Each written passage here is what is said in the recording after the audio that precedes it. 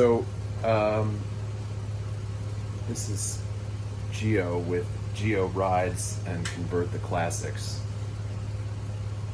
Basically, I'm here, it's January 2025, and so it's almost been 10 years since I first got the Alfa on the road. Haven't done a whole lot on it since then. It's been in the driveway, at my mother-in-law's in her garage. And, you know, that's just the way things work. But, you know, I have to get it back on the road so it doesn't get crushed or scrapped. And so that's what I'm doing now. Basically, I just wanted to kind of give you an overview of like what I know I need to do, and you know what I can do later. And I just kind of want to document this because it's important, you know, for anyone who's out there who's got like a project that's been on hold. You know, you don't want to just throw it out, right? Because you really worked hard to like get it to a place. You proved that it works, and now you just need to take it to the next level. And you know, it's you're pushing against, you know, other responsibilities and other interests, and you know, the way maybe your family feels about it, and blah blah blah. So let's kind of get into the nitty gritty. Wish me luck. This is day one essentially. Haven't done a whole lot, but let's give it a little overview. Thanks for watching.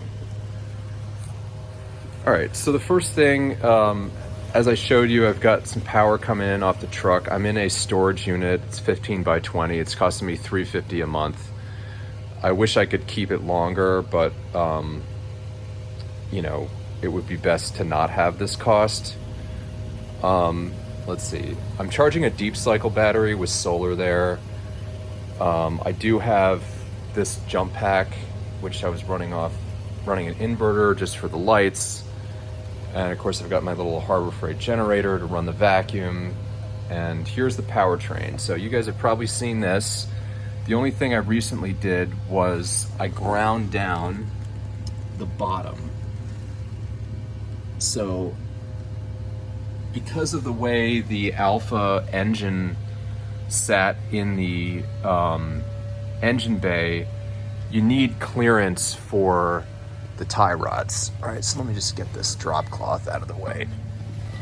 You know, this was always the issue, that the tie rod or the cross, you know, drag link just wouldn't fit. You see how I kind of had to bend it there, which I'm not excited about. I'll probably replace it at some point if there's enough clearance, but we just got to get it down the road. But the key is that I had to grind down that front part in order to give it the clearance that the original engine had. It kind of was like an L-shaped, and there was kind of like a cover for the flex plate to access the flex plate bolts. So this CNC adapter plate, while it's actually works fine with the HEPS or HEP EVS or whatever, AC50, and the bell housing, there's just not enough clearance for the steering. Reason I have the drop cloth in there is I'd really like to just prime the engine bay while I'm here. It's basically you know, ready to just get hit with paint. That would just help me be able to see everything that's in there, like just especially like wiring and stuff. If there's just too much confusion with all of the rust. So while I have the motor out, while I have the powertrain out, might as well just hit it with some self-etching primer. It would be gray, but then I could paint it another time, right? So that's that. I do have the engine hoist here. I've got my tools. I've got a little heater. Let's see, there's the hood. Now, this is going to be an interesting project. This is the stock radiator. Got some tubing. I've got actually the fuel pump that came with the car. And I might use that as the water pump, or you might be able to see it, but down there's a Harbor Freight water pump. But during the first tests, the big thing was that the inverter started to overheat after just about a mile or so of driving. So one thing I really realized was I absolutely need to have the inverter cooled. I did buy the EV West cooling plate for the inverter, and so it came even with some gasket maker. Do need to get some nipples that would fit onto that plate and then adapt them to either I use this tubing or this tubing. We'll see what works, but I absolutely have to have a cooling system. Here's the charger that we know works. That's calibrated, programmed to output 128 volts. This I haven't even opened yet, but I ordered it. It's $50. This is a automotive electric vacuum pump. So I had, a fish tank pump before that was just kind of proving that at least the brake booster, our stock brake booster that's here, that I've got this tube running out of, that can hold vacuum and still works for brake assist.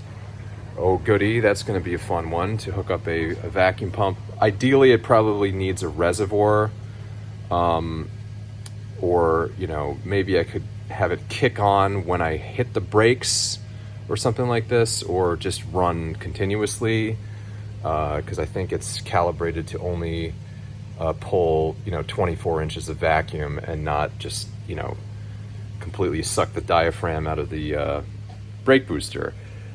These are interesting. These were only $24 on Amazon. This is what I was just kind of doing now, just to kind of get warmed up. The toughest thing about these projects is just making those first steps, and it's always that way. Anytime you're working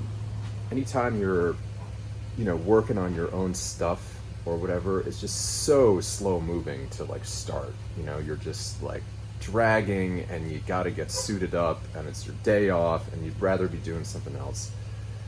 So sometimes you just got to start with the really easy wins. And, I know this just from having worked on everything, on all my days off, story of my life. But anyway, let me tell you about this one. This is cool. So these are the seat belts, which are only $24. They are for a golf cart, but they look kind of like stock. These old cars only had the seat, the lap belt, not a 3-point. And the coolest thing is, these incredibly metrics fit in the stock holes. I can't believe it. This is such a miracle. So I'm almost just gonna put the seat belts in now.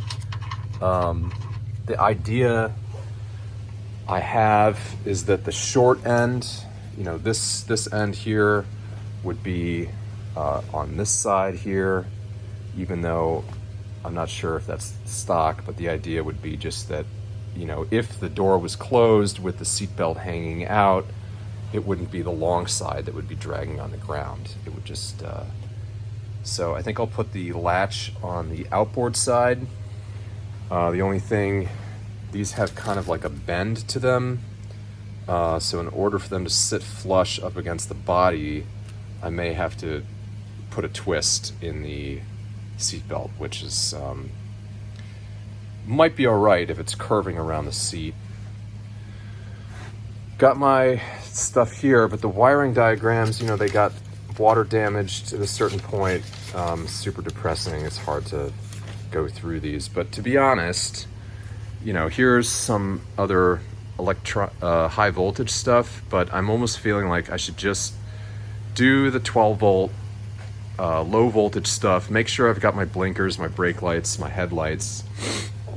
Like I said, the easy wins, right? If I got a turn signal and I got my horns working and stuff like that, then I'm like, okay, now let's just get the powertrain going. So I do have this updated fuse block that I think would be a lot better than the, you know, rat's nest under there. And I've got plenty of loom. This would be really nice just to clean up all the wiring down there, get rid of the stuff that I know I don't need. Obviously, it would be nice to have the gauges running, but I'm sure they're broken, you know? So maybe just forget them for now. But yeah, just kind of going over some of the high voltage stuff. So I've got a 400 amp fuse that I bought from EV West. I want to put that in this box so that I can kind of view if it popped or got hot or whatever. Then I also, this is, you know, an awesome just, oh crap, shut it down, you know, button, but it needs to be put in a box. These, they came in a set of 3, but I think these would be good to put this, mount it in one of these boxes, and then the idea would be, is that it would be right up front, right? Somewhere like maybe in the radio area there, where if something were to happen, runaway motor or whatever, just shut it off, shut it down, right? You gotta have a kill switch. And maybe even if it was mounted like that, I don't know if it would act as an inertia, boom. But yeah, so some safety stuff. The other idea too is, you know, the batteries are still in the trunk here, the Leaf batteries. I do like those because they have the BMS sense wires still attached. I do need to get a BMS to monitor the cell voltages and balance them, because I was just running them in series and hoping for the best. I think BMS for watching the output, I think would be, or like controlling the output, I think would be unwise. It's just tough to get a BMS that's like, you know, 400 amps or 300 amps or 200 amps, and they just cut out. They get afraid and they cut out. Like, I'd rather like really load up on my batteries, and the fact is that most electric cars don't have a BMS. They don't MOSFET protect their battery pack. They just let it go, and if there was an overcurrent condition, then it's gonna open the contactor or blow the pyro fuse or whatever. But they certainly don't run the car through a BMS. So we're just going to monitor the cells like other electric cars are done and balance them, especially during charging. And it looks like, you know, for $60 I could get maybe like a 24S BMS with Bluetooth, and that's pretty damn good. They've really come a long way in price, and it looks like the software, the app, you know, the Bluetooth app could work. So that's great. I'm psyched about that. And yeah, the other idea too, of course, is to put the